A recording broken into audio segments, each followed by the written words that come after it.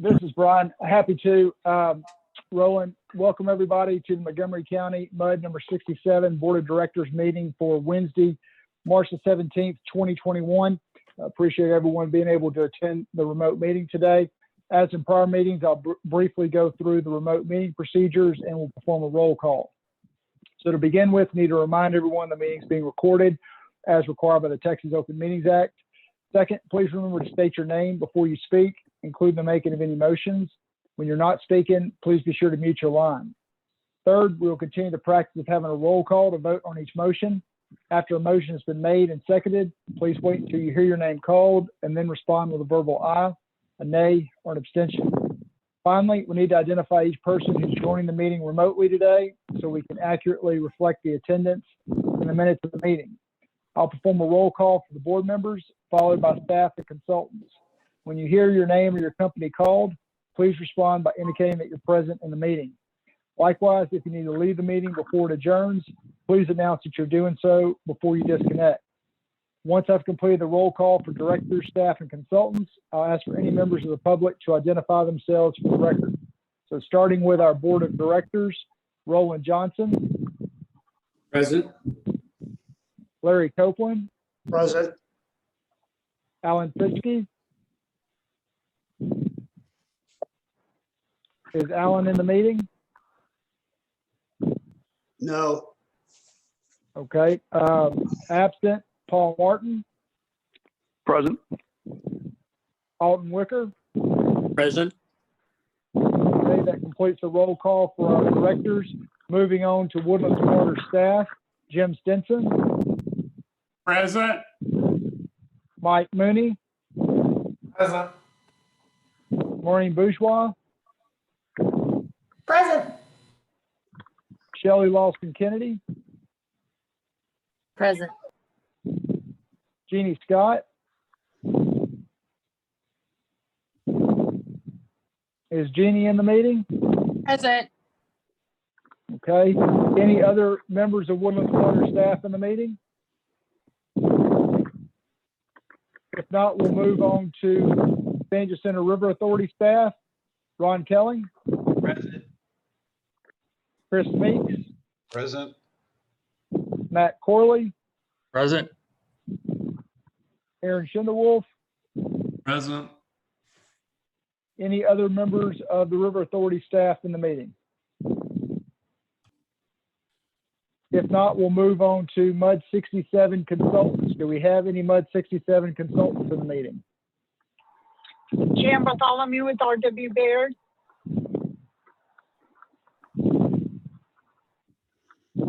Okay, this is Brian. Any other MUD 67 consultants? If not, we'll move on to members of the public. Do we have any members of the public present in the meeting? We need to identify you for the record as well. Arthur Bredehoff, resident of Woodlands.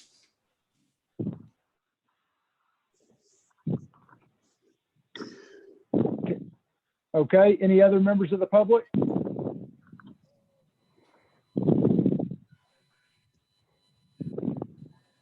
If not, that will complete the roll call. Roland, I'll hand it back over to you to begin the agenda. Thank you. Number 2 is received public, and Arthur, welcome to our. Do you have any comments you'd like to? Sir, thanks very much for the opportunity. I wanted to speak on behalf of the item that's in your packet dealing with groundwater surface water ratio for fiscal year 22. In your packet, there's a memo dated May 13th of 2020. When I was a trustee and I was the chair of this subcommittee, one of the recommendations that the subcommittee made and was also passed by the trustees is that on an annual basis, the groundwater surface water ratio would be reviewed, and the committee recommended that the groundwater surface water ratio be at a 50-50 for that current financial year. And why that's important is that it's clear from the data that was presented by SGRA called their static well level report covering the period of 2010 to 2020, that when we started the surface water and we started at 65%, there was a positive impact to the aquifers and it was a positive slowdown of subsidence. Then in 2018, we shifted to a 50-50 ratio of groundwater surface water. There was a slight decrease in the aquifers, but still the aquifers were revitalizing, and subsidence was also slowing down. In 2019, when we shifted to a 35% groundwater, we saw a decrease, a decreasing of the aquifers and more negative impact to subsidence. And I know we're all concerned about subsidence and reduction of the aquifers. So we also have to be concerned that if we did go to a 50-50 ratio of groundwater surface water, what is the impact to our customer? Today, our customer pays around $28 a month for, on an average, 10,000 gallon usage. What does that mean if we were at a 50-50? What it would mean, the customer's cost would increase by about $3 a month, bringing their cost of $31 a month for 10,000 gallons. That's based upon the fiscal year 21 numbers. SGRA is in the budget process, as you know, and they don't have the fiscal year 22 numbers yet. What I would ask the board to have a good discussion and also to empower your trustee to go to the April meeting and to at least communicate to SGRA that they want to take a look at a 50-50 ratio and what does that mean to the budget process.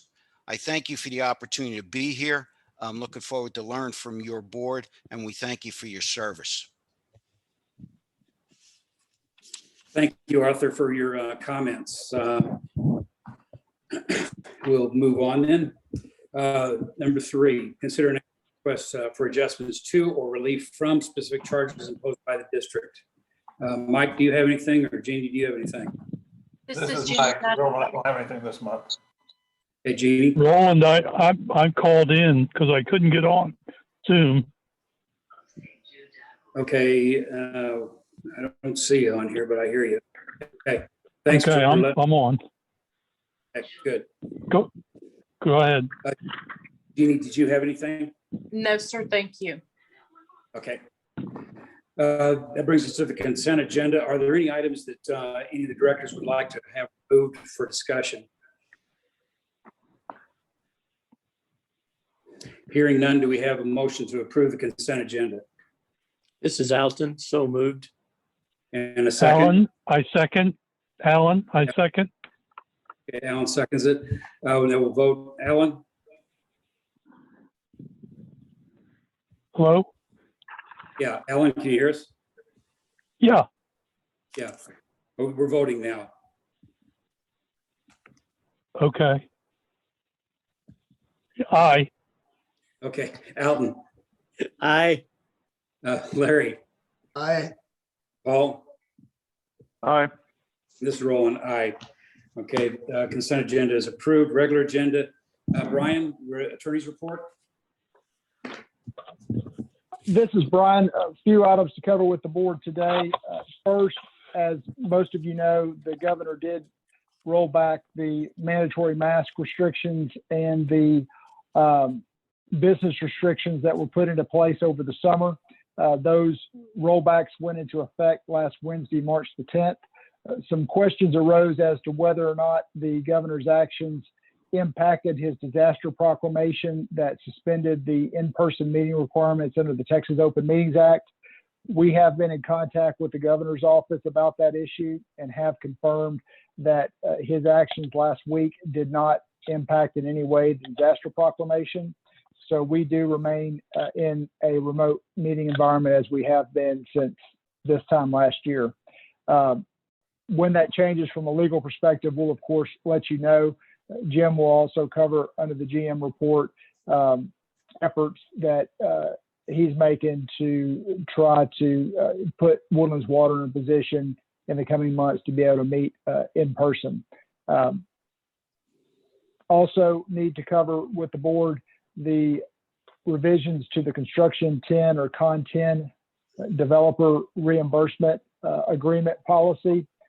You should have received by email on Monday a clean and red line version of that policy with the proposed modifications. I think those, the clean and red line versions are also on the Google Drive. The item is not on the agenda for action today. It's just for discussion and to answer any questions. Do anticipate having an item on next month's agenda to consider approval of the modified policy. MUD 67 is one of the few districts that still has some development remaining. Give you a little rundown of the proposed changes. They're primarily geared to change the structure of the content policy to have more references to the actual underlying statutes that are applicable to developer-led contracts and the reimbursement process. The original policy that was developed back in the 70s essentially regurgitated a lot of the statutory language in the body of the policy. That doesn't quite work over a long period of time because statutes invariably are changed by the legislature. And when that happens, if you actually have the language of the statute in the policy becomes outdated when those statutes change. So I wanted to tie the policy directly to the applicable statutes so that in the event the legislature modifies those statutes from time to time, or if there's TCEQ rules that are modified over time, that our policy will remain evergreen, so to speak, and will continue to be current and effective with the most updated applicable laws. So that's the primary purpose of the changes to the policy. I also saw that the original policy from the 70s had a 5-year term, which perhaps was possible or workable in those early days of the Woodlands, where you had rapid development from the time that you had an agreement entered into and the developer put in the public infrastructure and then created the value necessary to issue the bonds. But that's not a typical arrangement, and I don't even think is really realistic in the Woodlands today. Agreements that we have for all of our other district clients are 15 years and can be renewed after that if for some reason sufficient value hasn't been created in that 15-year period. But went ahead and modified that term so that the agreements are effective for that typical industry standard 15-year period. And those are the primary changes to the agreement or the policy. Happy to answer any questions that y'all may have, but we will have an agenda item next month for any further discussion or questions before the board would consider action. The last item to cover with the board is, as I'm sure many of you have heard, we do have a fiber optics contractor, TACUS, that is causing a number of issues within the community, damaging water sewer lines, damaging some roadways for the county. Jim and I have been in communication about that issue. We have worked to engage outside litigation counsel. Jim has met with County Commissioner Nowak, has met once with TACUS. There's another meeting scheduled for tomorrow. But if TACUS doesn't agree to make some substantial changes in how they're operating in the community, then we will be pursuing all necessary legal remedies shortly after that meeting on Thursday. So that's where we stand on it. Number of damages that have occurred. I think Jim's mentioned over $100,000 of damage so far, and TACUS isn't even completely ramped up with their number of subcontractors in the community. So it's important that this get addressed very quickly. That's all I have under the attorney's report. Happy to answer questions that y'all may have. Thanks, Brian. Any questions for Brian? Hearing none, we'll move on.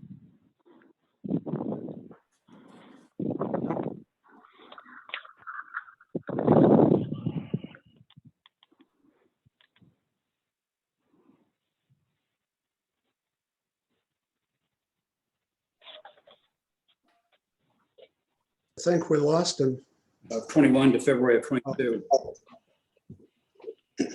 I can't, I'm missing a lot of the conversation. Me too. Roland, you want to Okay. repeat? You were frozen there for a minute. Okay. Item number 10, consider an act on modifying how the maximum sewer volume is calculated for water bills issued from February of 21 to February of 22. Thank you, Roland.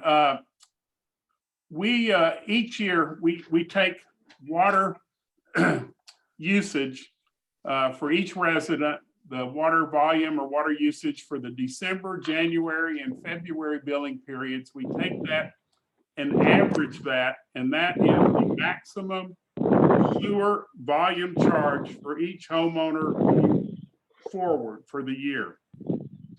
This February, we had a unique freeze event. We had many customers with broken pipes and much higher water usage for the February billing period than they would typically have. As luck would have it, we were in a position where we were calculating the water bills right after that freeze event. So I sent out a memo to the trustees that we were going to use last year's maximum sewer volume number for each homeowner going for that billing, for the February billing period. We were not going to recalculate because of that freeze event, and we just thought it was unfair to the homeowners to have that additional volume included in their maximum sewer charge for the year. What we're asking today is that we are allowed to use that same number going forward for this year and recalculate maximum sewer volume for next year in February of 2022. In other words, we'll use the December, January, and February volumes and recalculate a maximum sewer volume in February of 2022. Utilizing last year's number for the homeowners, we don't see that we'll have any significant or measurable really impact on the budget. We tell the San Jacinto River Authority what number to use for the sewer volumes. Sewer volumes typically don't change in a household from year to year unless something major in the household changes. So in the interest of trying to be fair to the customer and provide them some relief, especially for those that had the leaks in the broken pipes, we're recommending that we be allowed to use this same calculation that we used in the February billing for, which is last year's average for the coming year. And I will also add, we did anticipate we might need some streamlining or adjustments to our water policy, RNS 14, but at this point, we're not seeing any need to make any adjustments to that. Our staff is so far handling the request. Most people, if you'll read the policy, a freeze is an absolute qualifying event, a freeze causing a broken pipe. So we are making adjustments per that policy now and don't see any need to change that at this time. Okay, thank you, Jim. Any questions for Jim on this? That's Director Martin. Jim, let me see if I can repeat back what you said. I got a little confused when you were saying about the averages. What I thought we were doing was using for February of 2021, we were using the February 2020 number to help average. Or did you say that we're just going to forget that, we're just going to use the average that we used for the whole of last year, the December, January, and February of last year, which is correct? That is correct. What we did was use the same number as the same calculation as February of 2020, which was not the average. Yes, the average for the 3 months. Yes, and that's what we're requesting, that we not do a new calculation based on, just use last year's number going forward this year. Okay, I don't have a problem with that based on this one-off experience. But what I have a question about is someone's going to have to pay for that water that went through the meter. So if it's not the homeowners, it's going to be the MUDs, and therefore it's spread across all the homeowners anyway.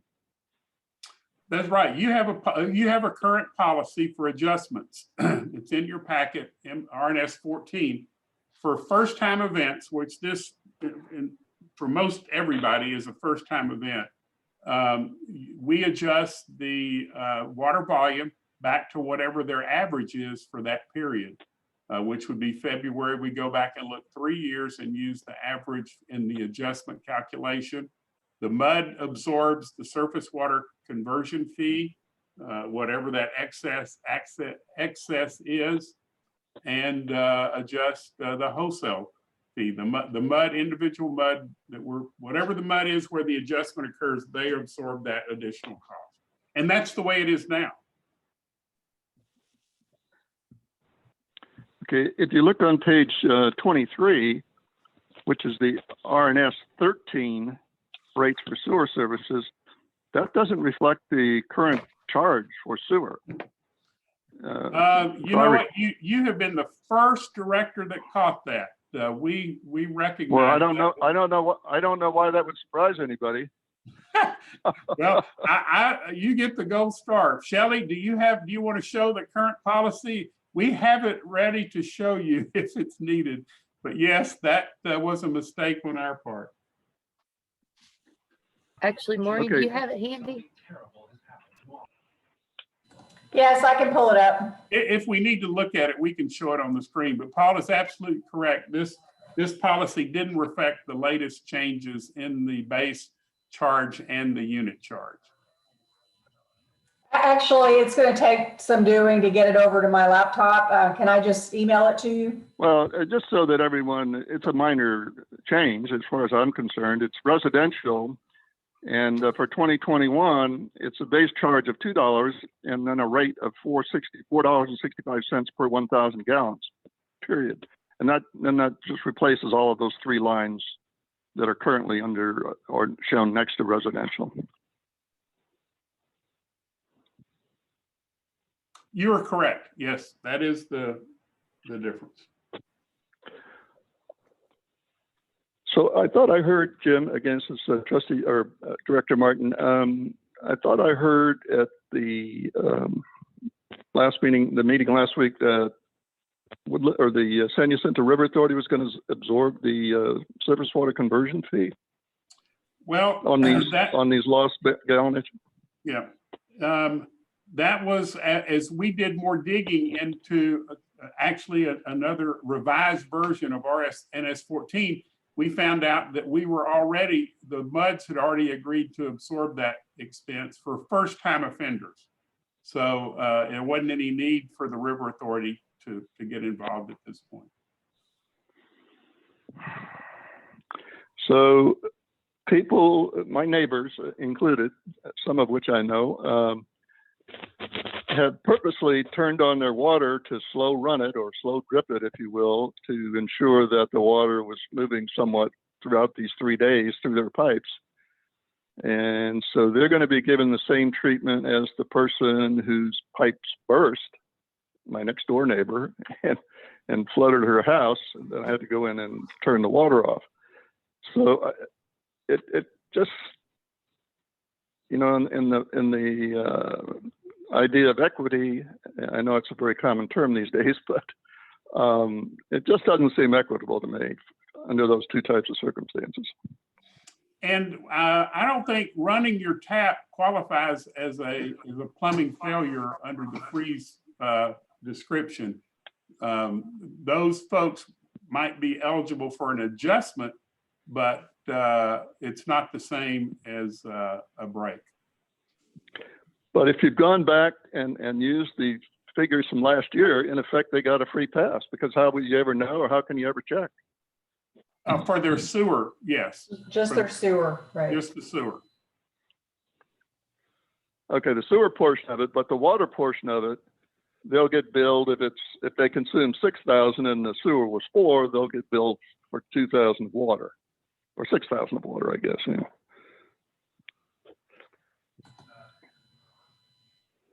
Okay, all right. Any other questions for Jim? Go ahead, Paul. No, I just, it was dead. I thought I lost everybody again. Okay. Okay. Any other questions for Jim? If not, then I guess we need a motion to approve this modification. Is that correct? Yes, sir. Okay. Do we have such a motion? This is Larry. moved. So moved. Alan, Okay, Larry moves. Alan seconds. Now we'll vote. Alan? yeah, aye.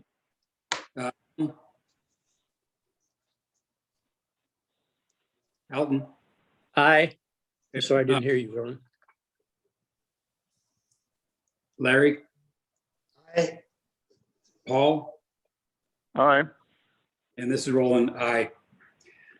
Number 11, receive information from the SGRA staff regarding review of the groundwater surface water delivery ratio of fiscal year 2022. This is Ron Kelly, SGRA. Arthur did a really good job of kind of laying out all the groundwork about that regarding the work of the Groundwater Surface Water Committee last year and the memo that suggests that we review the groundwater surface water ratio on a yearly basis, which is on page 24 of your packet. On 25 of your packet is a simple one-page calculation that we've made, just comparing the different rates. As Arthur said, we are in the middle of our fiscal year 22 budget. So we make these calculations based on the current 21 rates. As you know, you charge your customers $2.88 for a blended rate for the GRP fee. So for our Woodlands residential customer who would have 10,000 gallons in a month, their blended rate fee basically is $28.80. We plan on in our budget utilizing our plant so that the folks who receive surface water get a blended rate of about 35%. If you want to go above that, then the Woodlands is going to have to pay for the additional chemicals, the different water and different power to generate another 2.5 MGD at the surface water treatment plant, which would bump up the Woodlands to 50% surface water and 50% groundwater. That additional cost would bump up your blended rate fee so that the average Woodlands residential customer who has 10,000 gallons of water per month would pay approximately $31.10. And so the difference is on the range of order of $2.30 per month. So if you would like the Woodlands to receive a 50-50 blend, not the planned 35% surface water blend, then it would be around $2.30. That number is probably more likely going to change when we do the budgets, but it's just going to give you an idea. We're not looking for a commitment now today. We're just looking for some guidance for your representative to vote next month at the trustees. We will be going through this process with our GRP to develop the budgets. We should have the GRP budget voted on and rates voted on by the review committee in May. So we will likely come back to you in May, if not June, with here is the rate, here's how we calculate it. And at that time, we would work into your budget for the Woodlands division for including 50%. So I'd be happy to answer any questions that you may have. Thanks, Ron. Any more, Ron, on this?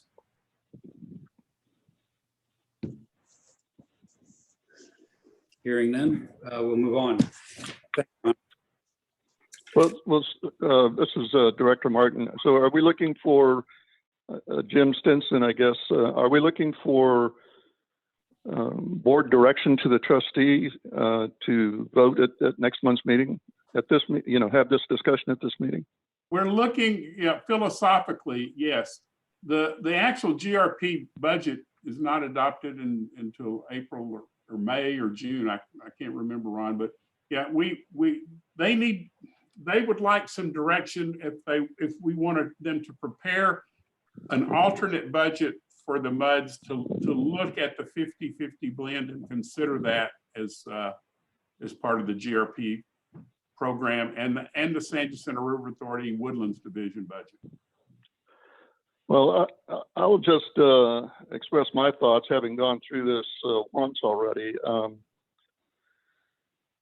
And I would appreciate feedback from the rest of the directors so that for my guidance in voting at next month's trustee meeting. But I think as it's been explained to me, this is an opportunity for anyone who's currently taking surface water.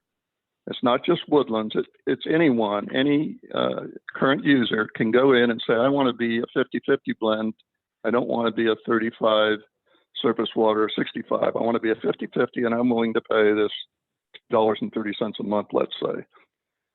So, first of all, if you recall, we always had this discussion and it was, well, you can't just have one rate for the Woodlands, it's got to be for everybody. Well, this has been specially developed through their legal that authorizes anyone who wants it to use this rate for this delta.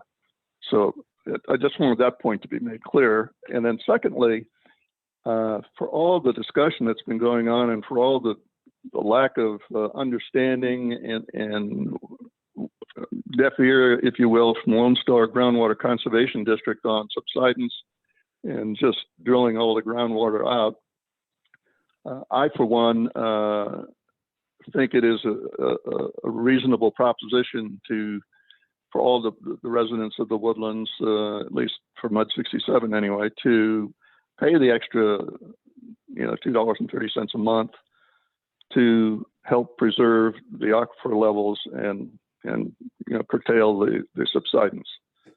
So I just really would welcome any other comments from the board on that. Any of the directors have any comments to? This is Alton, and I agree with what Paul is saying there. I think it's the best thing we could do. Any other? This is Alan. I agree too. I think what Paul said reasonable. This is Larry, likewise. Jim, what have the other MUDs done so far on this? I would say, I think the consensus is in favor of the philosophy to go to a higher surface water ratio or a 50-50 blend. I think the numbers yet to be determined. The analysis that Ron presented today is based on last year's budget numbers. So I would, I guess, reserve the final decision to see what the final numbers look like based on the new budget. But I think philosophically, everybody agrees it's the right thing to do. Thank you. Pragmatically speaking, I agree with all the other directors, but I am a little frustrated that we're being forced to go this direction because of those that pay their bills. Other Paul, I think you got the direction then, right? Thank you, sir. Okay. Moving on then, Jim, the general manager's report.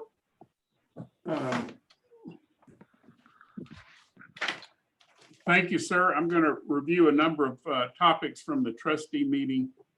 We had a lengthy discussion regarding the consolidation feasibility study. I guess the takeaway was that the board felt like they needed some more information on what public stakeholder engagement and communication would look like. The request was to go back and give some more details in that topic, actually, and also meet with the Woodlands Township to get their feedback on this topic and discussion. That meeting has been established and will occur on April the 1st. So I think the objective and the directive was for us and the River Authority to come back with a more clear picture of what public engagement, stakeholder engagement could look like as this process is developed. That can be incorporated into the scope of work and the contract, whoever the consultant is we choose to help guide us through that public communication and engagement. So it will be discussed again at the April meeting. The Sandy Center River Authority also presented a summary of their 10-year plan, which includes about $180 million in needed repairs and rehab in the overall system. Our audit committee began looking at this topic a few months ago and looking at what funding options might work for that $180 million over the next 10 years, and kind of got side railed with the topic of wastewater treatment consolidation feasibility. But at some point here in the next couple of months, we're going to need to reconvene that group to focus in on the 10-year needs and what funding options or financing options and may be available in that regard. In your packet, the Montgomery Central Appraisal District has a notice. They are soliciting input from interested special purpose district candidates for their upcoming election. You may recall over the last couple of election cycles, the Woodlands Township has had enough votes to control that position on the appraisal board.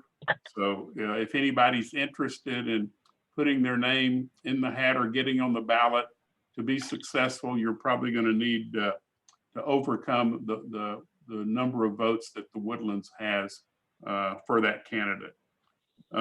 We've had a request from One Mud to consider meeting in person again.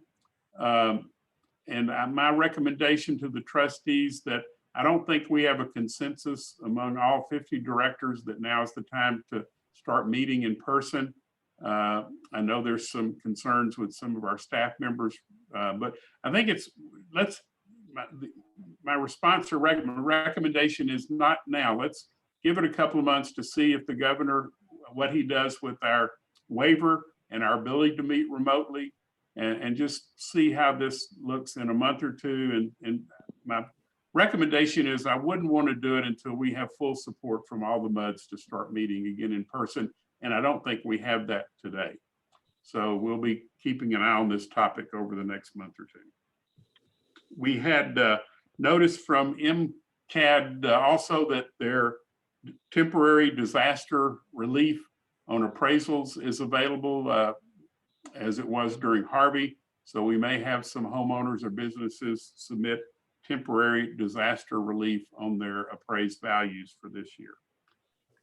We have a request from one director to tour the Sandy Center River Authority SCADA room, the room where their electronic monitoring and operation of the water system and the surface water system occurs. So we're going to offer that to anybody that might be interested. Ron is happy to make that tour available, but we want to see if we have more than just one director interested. So Shelley will be sending out a notice with Ron's support to select a date and a time for that tour. The Lone Star Groundwater District, as I reported last month, is reaching out to a number of what they call stakeholders. They want to sit down in a kind of an informal setting with a few of their directors and some of our elected officials. President Eric Hurd has selected Neil Gaynor, John Yours, and Laura Norton to sit down with him. And I will be a part of that meeting. And with Lone Star, the time and the date has yet to be set, but I know Lone Star has met with the township reps. I think they've had a request also to meet with Southern Montgomery County MUD, Oak Ridge, and a few others. I think Porter, Sud was, that we're going to meet with them. So we'll see how that meeting goes, and we'll report the results of that to the boards. As Brian Yates mentioned, the Takasis construction methods and timetable of trying to get their fiber in the ground has created an unsustainable situation for us. Over 100 breaks since January 1, well over $100,000 in repairs that haven't been paid for or reimbursed. So we are have I guess one more meeting with them tomorrow to see if we can come to some terms on how much activity they're going to be doing in a given time period, and how these damages are going to get paid for, and some other parameters on their construction process to be worked out. Woodlands Water Agency trustees voted to provide a reimbursement to the MUDs from our reserves. Each year we look at the reserve amount in the Woodlands Water operating budget. If it exceeds a certain threshold, we provided some money back to the MUDs, and in your packet is a detail of the reimbursement that will be coming for each of the 10 MUDs. There's also a HARC monthly report in your packet. If you have questions on that, I'm happy to answer those.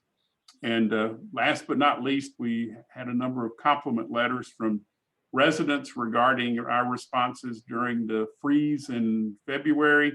I'm just going to repeat, that was a very, very challenging event and time for us, especially our field crews. A number of our employees were answering phones because our phone system went down, our after hours phone system. So it was a real struggle to get through that event.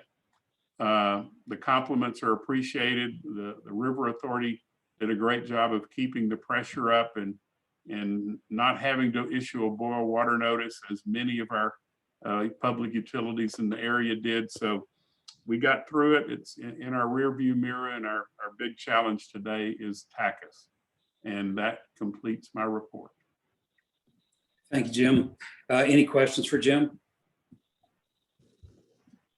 Okay. Number 13, receive and/or act on staff update regarding status of TWBD grant application for funding assistance, Bear Branch Research Forest drainage improvements. I'll just a brief introduction. We continue to communicate with the Texas Water Development Board staff.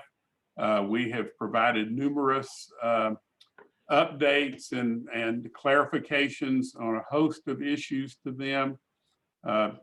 Donnie Reed's team, Jan's team have been great to work with. I have met with Commissioner Nowak's office. I have provided them a complete the complete application document showing the benefit cost ratio, which the benefit cost ratio on this project is, I think, above 4, which is a very strong in the world of grant application or funding assistance application. That's a very strong number. I hope that the county sees their way to participate in this. I think one of the questions that I know is weighing heavy on their mind is if they enter into an agreement with MUD 67 to participate in this, and the Woodlands Township or the Woodlands Township Board and the community votes to incorporate, would they still be on the hook for their share? We know MUD 67's responsibility would be absorbed by the township. And my response to them is, and Brian, I haven't had a chance to vet this with you, but I don't see why we couldn't work out a contract, an interlocal, that if the township becomes a city, dissolves the MUDs, why the Montgomery County would continue to have to pay for something that's now the township responsibility. Do you have any thoughts you can share with that on the cuff?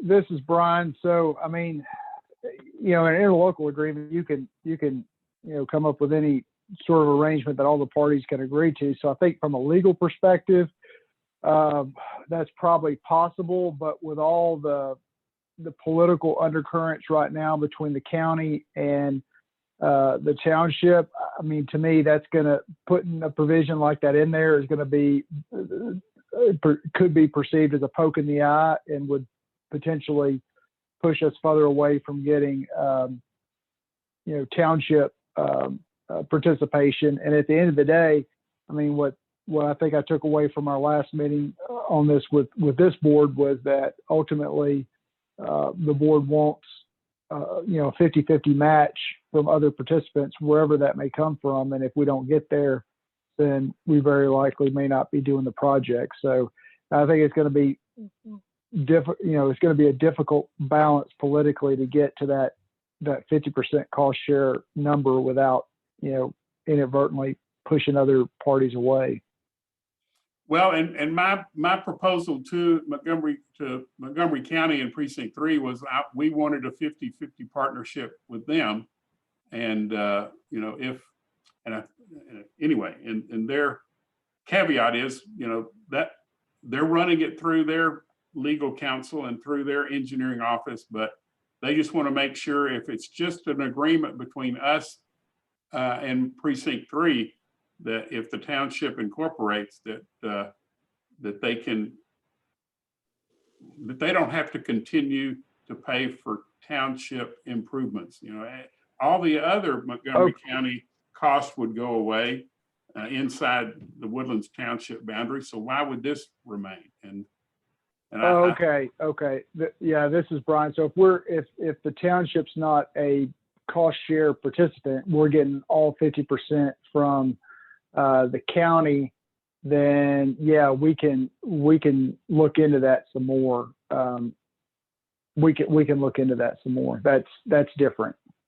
That's where we are now. We'll see how the conversation progresses. Anyway, they're studying it internally. I told them, time is of the essence. So I will keep pushing and reporting to you guys how it progresses. Jan, do you have anything else to add at this point?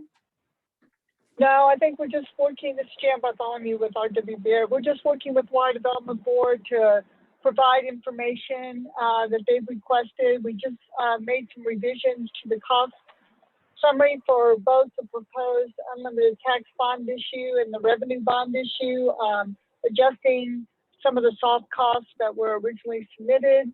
The bond issue amount stays the same at the $11.3 million.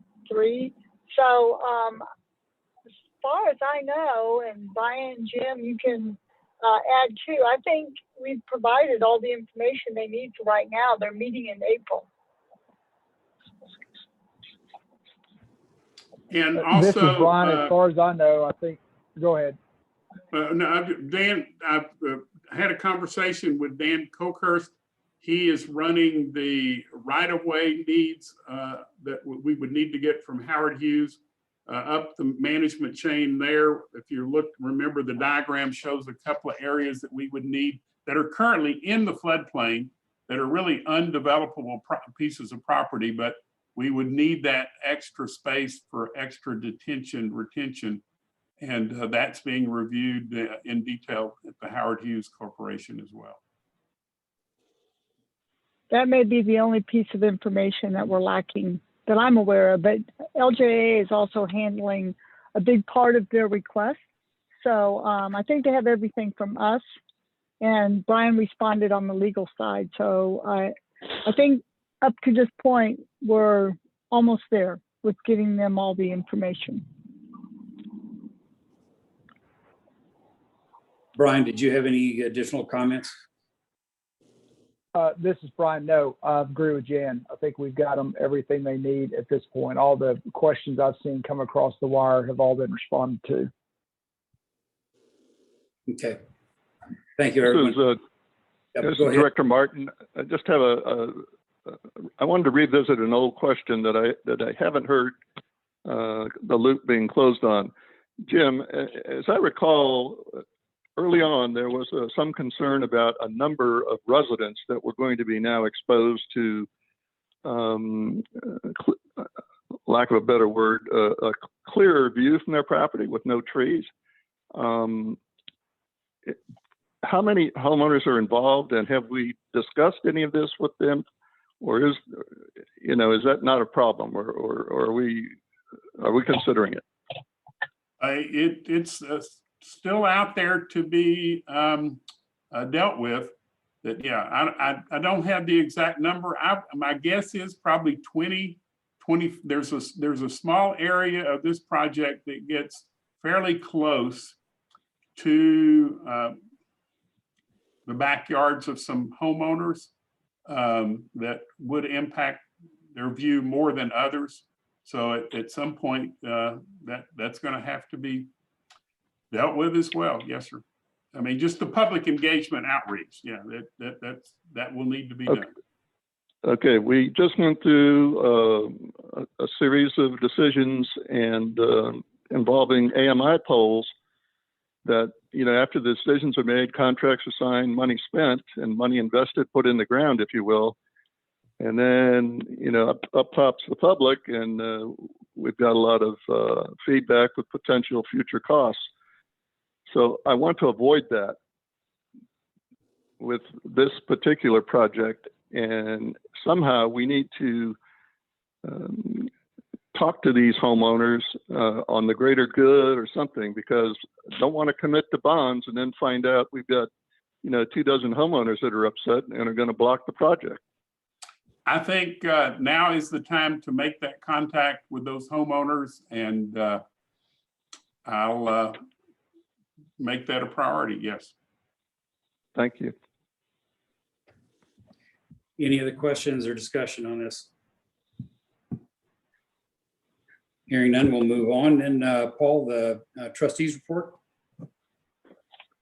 That's been a very comprehensive discussion at this meeting. I really don't have anything substantial to add to it, so I'm just going to pass on any further comments.